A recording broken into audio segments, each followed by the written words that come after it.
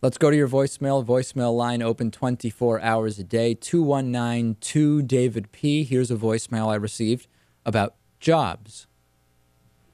Yo, David P. It's Patty D. from Minneapolis.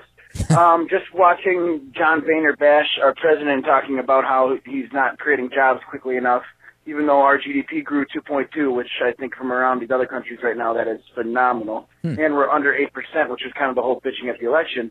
Long story short, Boehner says that if they had the Republican economic policy that they wanted or were trying to vote for in 2012, that the unemployment right now would be at 5%. That is just absurd. No one could ever have done an improvement like that. And Obama's doing a great job, and it just frustrates me. I wonder maybe you could put some facts behind it for me. Well, you've kind of put out a lot of stuff there. We've been covering for a while moving the goalposts on job numbers, moving the goalposts on how you measure a recovering economy. Yesterday we talked about on the same day that the Dow Jones hits a new record high, not adjusted for inflation. And of course, the Dow Jones Industrial Average is not representative of the economy as a whole. But even still, a conservative group says we've got to impeach Obama because he wrecked the stock market.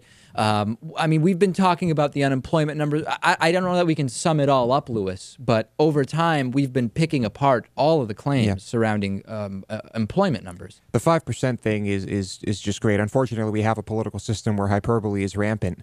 And lying is perfectly legal. So, I mean, that's the Republican platform. You just say whatever you need to say to make your opponents look bad, regardless of how ridiculous it is. Well, but what's the definition of say? Spew. Exactly. Yeah. All right, and here's another voicemail about President Obama. Hey, David, this is Tim S. in Las Vegas. Love the show. I'm a member.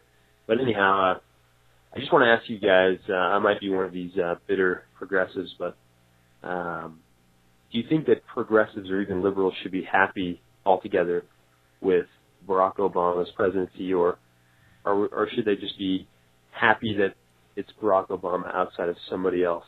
Right. This is an ongoing question. Upset with President Obama for not being progressive enough. Happy that President Obama is more progressive than John McCain or Mitt Romney would have been. You don't have to pick one or the other. You can say, here are issues where I agree with President Obama and or think that the alternative would have been far worse. Here are issues where President Obama is not particularly different than what would have been the Republican alternative, and I believe this would be the right way to go. I don't think you have to take one of these positions of you either support, in quotes, Obama because he's better than the alternative, or you don't because he's not progressive enough. You just evaluate issue by issue, and you can have, hopefully, a nuanced conversation about it. Yeah, hindsight is dangerous. I mean, I guess we're just all glad that he beat McCain. That's really all I can say. And Romney. And Romney, actually, of course. I would say more so given. About Romney than McCain. McCain had more of a shot, I think, until Palin came around. Is that fair, Natan? Do you have to take a position, one or the other, the way that it was suggested?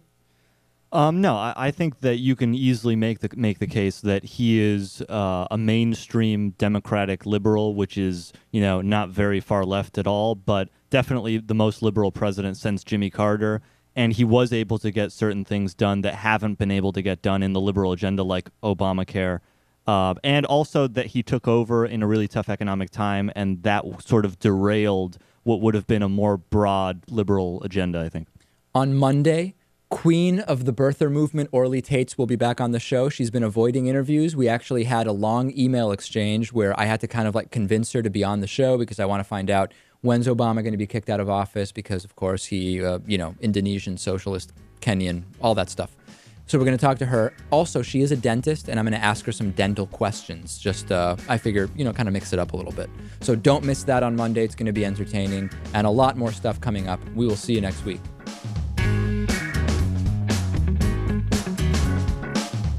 The David Pakman Show at davidpakman.com.